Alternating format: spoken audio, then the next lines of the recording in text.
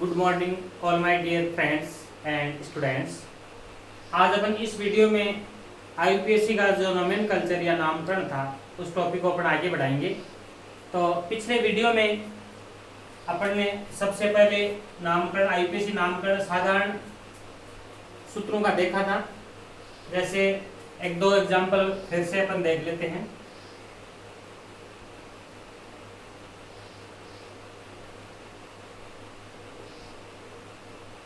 हमेशा ये ध्यान रखना है कि एक कार्बन कितने बंध बनाएगा, 4 बंध। तो 3 हाइड्रोजन के साथ बना रहा है और एक इस कार्बन के साथ, 4 बंध हो गए। नहीं, पूरे जितने भी कार्बन हैं वो कितने बंध बनाएगा, 4 बंध बनाएगा। तो इसके 4 हो गए।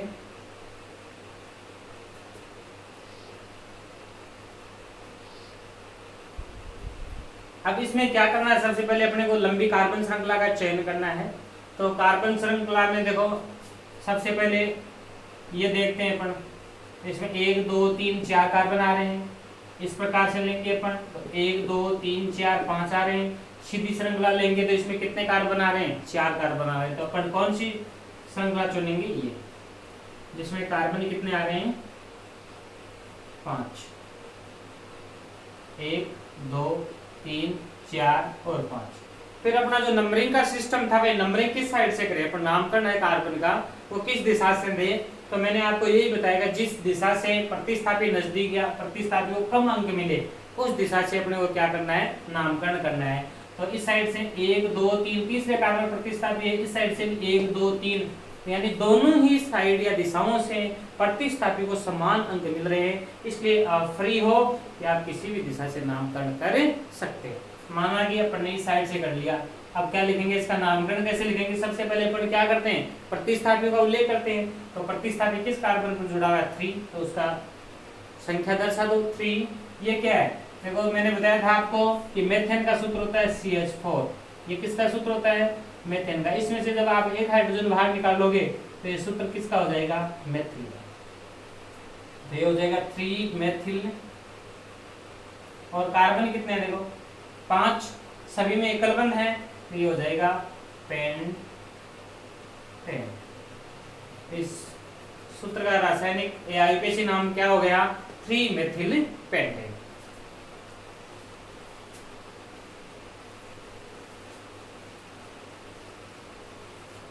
इसी प्रकार से अपन द्विबंध और त्रिबंध का भी ले लेते हैं।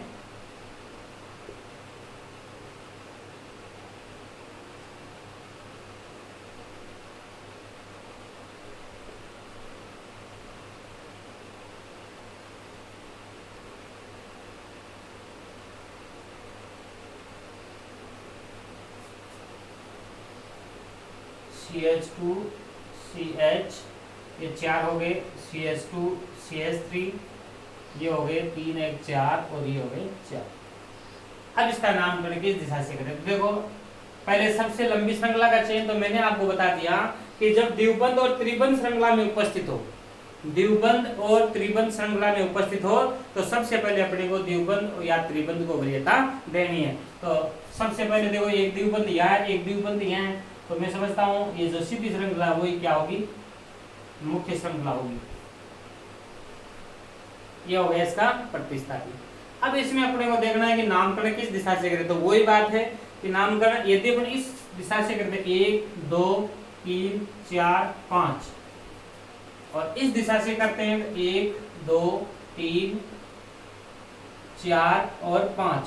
इस साइड से जब आप नामकरण कर रहे थे दूसरे कार्बन पर क्या था, द्विबंध था। यदि इस साइड से आप नामकरण कर रहे हो तो पहले कार्बन पर क्या है, द्विबंध है। इसलिए सीधी सी बात वही है कि जिस ओर से द्विबंध को कम अंक मिले उस दिशा से अपने को क्या करना है, नामकरण करना है। तो जो ऊपर वाला है ये सही है और नीचे वाला ये जो नामकरण किया है ये क्या है, गलत।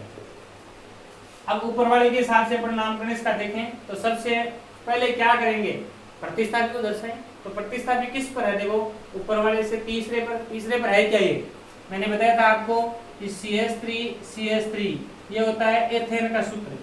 किसका होता है, एथेन का। यदि इसमें से आप एक हाइड्रोजन बाहर निकाल लोगे या प्रतिस्थापी हो जाएगा एक हाइड्रोजन, तो ये सूत्र हो जाएगा एथिल का। किसका सूत्र हो जाएगा, एथिल का। तो देखो यहाँ से CH2 CH3 ये सूत्र है, तो क्या होगा, तीसरे कार्बन पर है तो अपन लिख देंगे 3 एथिल।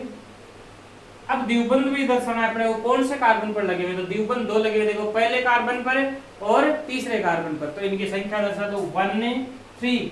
अब फिर मैंने आपको बताया था कि 2 के लिए डाई लिखेंगे, चाहे वो प्रतिस्थापी हो या चाहे द्विबंध हो। 3 के लिए अपन क्या लिखेंगे, ट्राई। 4 के लिए लिखेंगे टेट्रा, और 5 के लिए पेंटा, 6 के लिए हेक्सा, इस प्रकार से। तो ये हो जाएगा 1 3 डाई।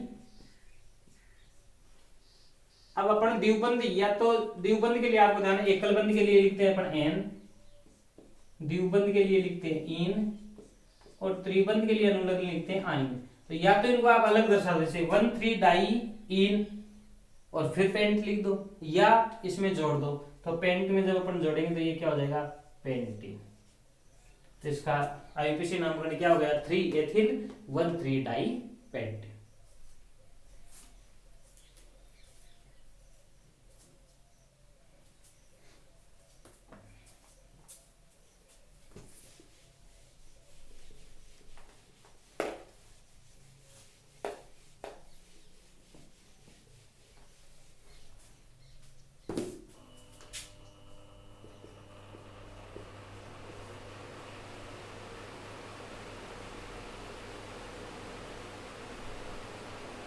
ये CH2 CH CH2 और ये हो गया CH2।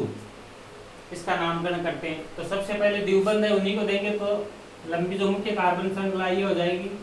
अब इसका नामकरण किस साइड से करें, क्यों, क्योंकि इस साइड से भी पहले कार्बन पर द्विबंध आ रहा है और इस दिशा से भी पहले कार्बन पर क्या आ रहा है, द्विबंध आ रहा है, इसलिए पोजीशन दोनों साइड से समान है। तो फिर अपने को वरीयता किसको देनी है, प्रतिस्थापी को। तो प्रतिस्थापी किस दिशा से या क्रमांक किस साइड से मिल रहे हैं, 1 2, इस साइड से दूसरे कार्बन पर, और इस दिशा से नामकरण करने पर 1 2 3 चौथे पर आ रहा है। तो अपन नामकरण किस साइड से करेंगे, इस साइड से, 1 2 3 4 और 5। कोई काम है, प्रतिस्थापी को दर्शा दो। तो 2 ये किसका सूत्र है, एथिल का, 2 एथिल।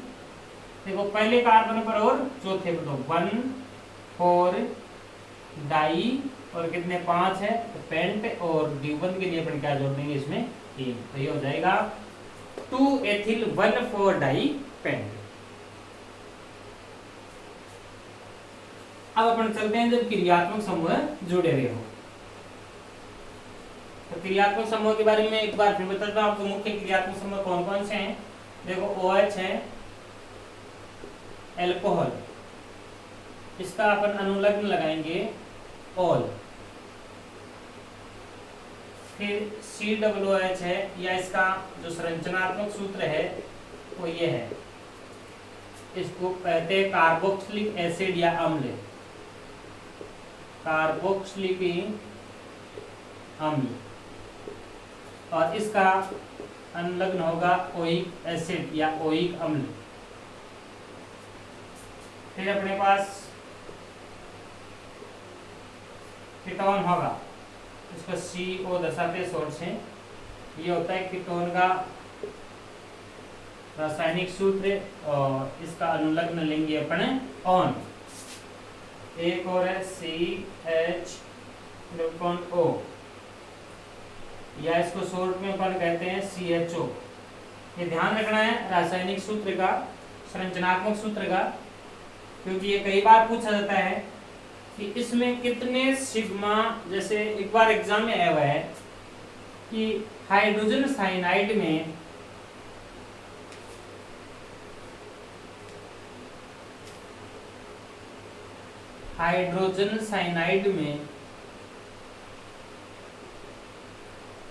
कितने सिग्मा और कितने पाई बॉन्ड है। अब सीधी सी बात ये आ गई, तो सबने क्या कर लिया, हाइड्रोजन और CN का साइनाइड के बीच में एकल बॉन्ड होता है। तो आप देख ले क्या कहा कि इसमें पाई बॉन्ड है ही नहीं। पाई बॉन्ड सबसे पहले बनता कहाँ, मैं आपको थोड़ा शॉर्ट में बताता हूँ, विस्तृत इस पर वीडियो में बताऊंगा। पाई और सिग्मा बॉन्ड में, सिग्मा बॉन्ड है वो प्रबल होता है, पाई बॉन्ड है वो दुर्बल होता है। तो मैं ये सब आपके बारे में अगले वीडियो में बताऊंगा।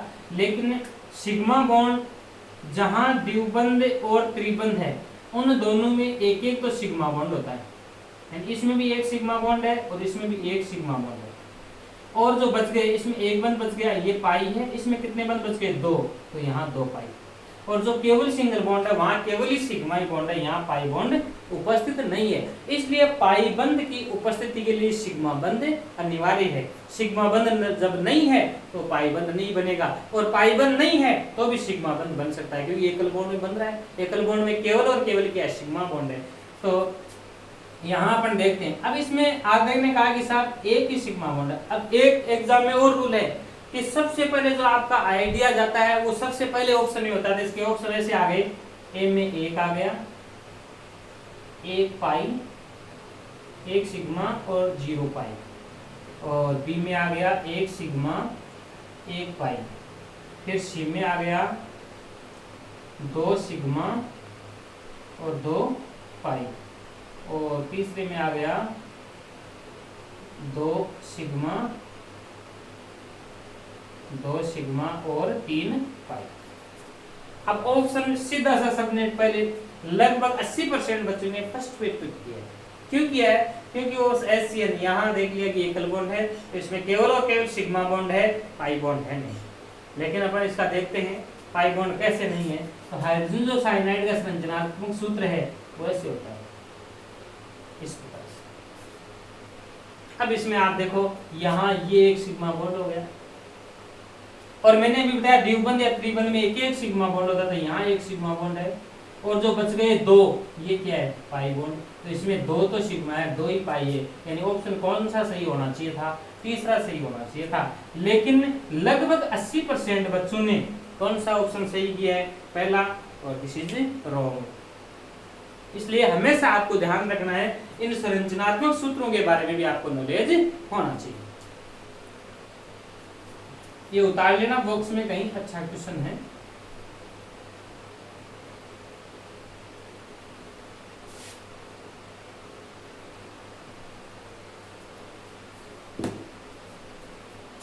इसको कहते हैं एल्डिहाइड समूह, और इसका अनुलग्न होता है ए। मुख्य रूप से ये 4-5 जो आपके सामने हैं, एल्कोहल आ गया, कार्बोक्सिलिक एसिड आ गया, कीटोन आ गया, और एल्डिहाइड आ गया। मुख्य रूप से काम में आने वाले जो आपके क्रियात्मक समूह हैं, क्रिटिकल ग्रुप्स हैं, वो ये। अब अपन जब ये उपस्थित हों तो अपन आईपीसी नामकरण किस प्रकार से करें?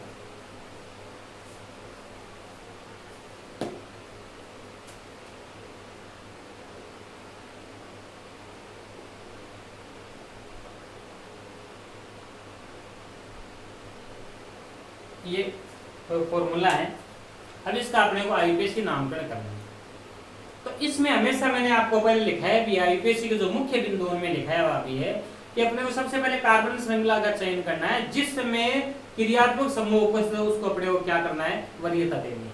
तो सबसे पहले सिडबुलस क्रियात्मक समूह, तो यही सीधी श्रृंखला होगी। अब नामकरण किस दिशा से करें? तो नामकरण उसी दिशा से करेंगे जिस दिशा से क्रियात्मक समूह को कम अंक मिले। इस साइड से नामकरण होगा 1, 2, 3 और 4। इस क्रियात्मक समूह को भी अपन नामकरण यहाँ से शुरू करेंगे। क्यों? क्योंकि इसमें भी कार्बन प्रेजेंट है, उपस्थित है। कार्बन जिस भी क्रियात्मक समूह में उपस्थित है तो वहां से अपन उसको क्या करेंगे? नामकरण शुरू करेंगे। ऐसे नहीं कि ये तो क्रियात्मक समूह आ गया और अपन नामकरण यहाँ से शुरू करते, दिस इज रॉन्ग। क्योंकि इस श्रृंखला में मुख्य कार्बन है जो क्रियात्मक समूह का, वो भी क्या होगा? इसमें शामिल होगा। तो 1 आप यहाँ से दोगे। अब देखो क्या हो गया, कितने कार्बन हो गए? 4 हो गए। तो 4 को क्या कहेंगे? आपको जाना ब्यूट, और अनुलग्न के रूप में ये है कार्बोक्सिलिक एसिड। कार्बोक्सिलिक एसिड का अपन अनुलग्न क्या लगाते हैं? Oic acid. तो जब ब्यूट प्लस ओइक अम्ल, और जब इसकी आप संधि युक्त कर दोगे, इन दोनों वर्डों को जोड़ दोगे तो ये बन जाएगा ब्यूटेनोइक, ब्यूटेन। यहां थोड़ा लिखें ब्यूट प्लस एन। क्यों? क्योंकि इन सब में क्या है? एकल बॉन्ड है। द्विबंध होता तो यहाँ इन हो जाता, तो ये हो जाएगा ब्यूटेनोइक अम्ल या एसिड। ये इस, अब कई में क्या करते हैं कि जैसे ये क्रियात्मक समूह ये पहले कार्बन पर या फर्स्ट स्टेज पर है, तो अपन यहाँ एक नंबर लगा भी सकते हैं और नहीं लगाए तो भी कोई दिक्कत नहीं, आपका जो आईपीसी नामकरण वो सही है। लेकिन ये अभी जस्ट मान लो दूसरे कार्बन को उपस्थित होता तो अपने को कार्बन किस कार्बन पर ये क्रियात्मक समूह उपस्थित है वो संख्या अपने को दर्शानी जरूरी है, अन्यथा वो जो आईपीसी नाम है वो क्या हो जाएगा, गलत हो जाएगा। तो इसका सूत्र क्या हो गया, 1 ब्यूटेनोइक अम्ल बोलो या ओनली फॉर ब्यूटेनोइक अम्ल कह सकते हैं। जैसे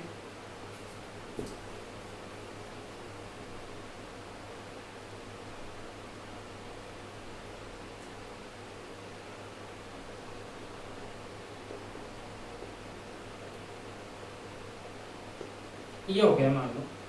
अब इसका अपन नामकरण है, तो नामकरण आपको ध्यान है 1 2 इधर दूसरे से आ रहा है, इस पे आ रहा है, तीसरे पे तो इधर से करेंगे 1 और 2। अब मुख्य कार्बन श्रृंखला कौन सी चेन लेंगे, क्योंकि अपने को अब आधे कहेंगे सर ये ना ये नहीं लेंगे, क्यों नहीं लेंगे, क्योंकि मैंने बताया है कि अपन उस श्रृंखला का चयन करेंगे जिसमें क्रियात्मक समूह भी उपस्थित हो और कार्बन नंबर ऑफ कार्बन की संख्या भी क्या हो, ज्यादा हो। तो अपन ये श्रृंखला चयन करेंगे। अब इसका नामकरण करेंगे 1 2 3 और 4।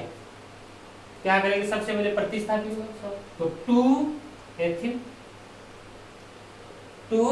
एथिल क्या कितने कार्बन है, 4, तो 4 को आप क्या लिखोगे, ब्यूट, क्या लिखोगे, ब्यूटे, और ओइक एसिड है तो इसमें जोड़ देंगे ब्यूटेन में, तो ये हो जाएगा 2 एथिल 1 ब्यूटेनोइक एसिड कह सकते हो या केवल ब्यूटेनोइक एसिड कह सकते हो, कोई गलत नहीं।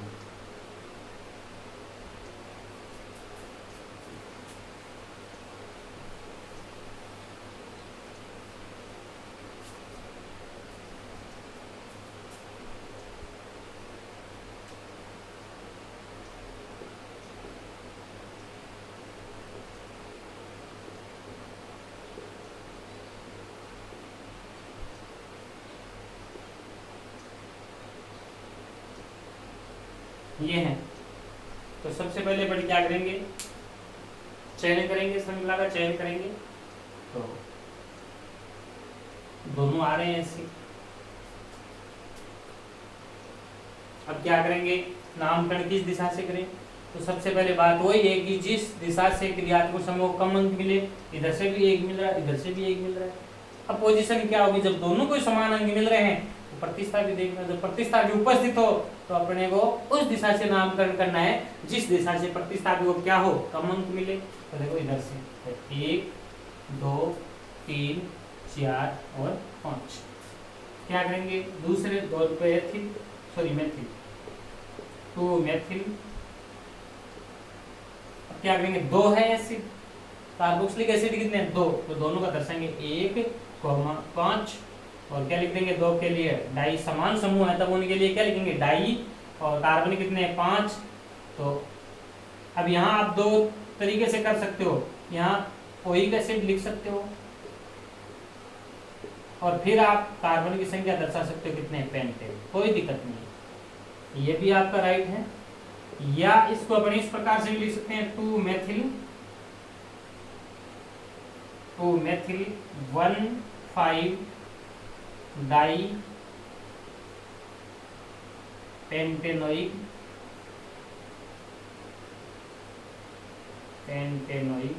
अम्ल, ये भी आपका राइट है। ये दोनों ही जो नामकरण है वो बिल्कुल क्या है, शुद्ध है।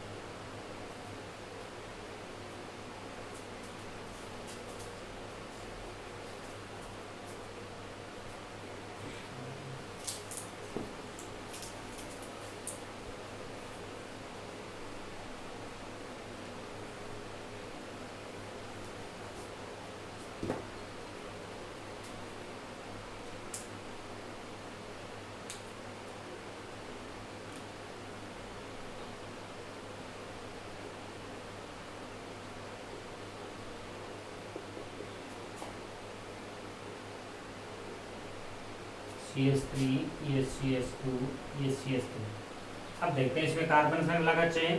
तो आपको ध्यान है कीटोन समूह प्रेजेंट है, तो ये मुख्य क्रियात्मक समूह है, इसलिए ये श्रृंखला में शामिल होगा। तो अपन श्रृंखला कौन सी है, सीधी वाली चयन कर लेंगे। अब अपन नामकरण किस दिशा से करेंगे, देखो 1 2 3 इस साइड से तीसरे का नंबर पे क्रियात्मक समूह, इस साइड से दूसरे नंबर पर, तो अपन क्या करेंगे 1 2 3 और 4। क्या लिखेंगे, क्रिया प्रतिस्थापी समूह है नहीं तो क्या क्रियात्मक समूह उपस्थित, तो 2। अब या तो आप इस ऑन कीटोन समूह है तो कीटोन समूह का आपको ध्यान, अनुलग्न आपको क्या लगाना है, ऑन लगाना है।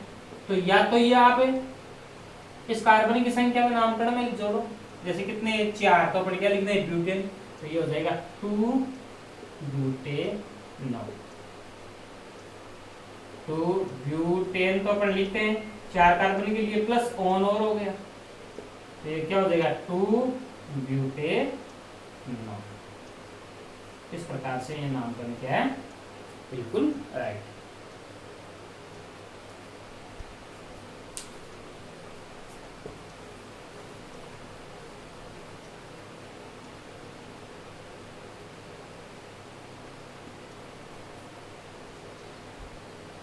मान लो इसको थोड़ा चेंज कर दिया जाए,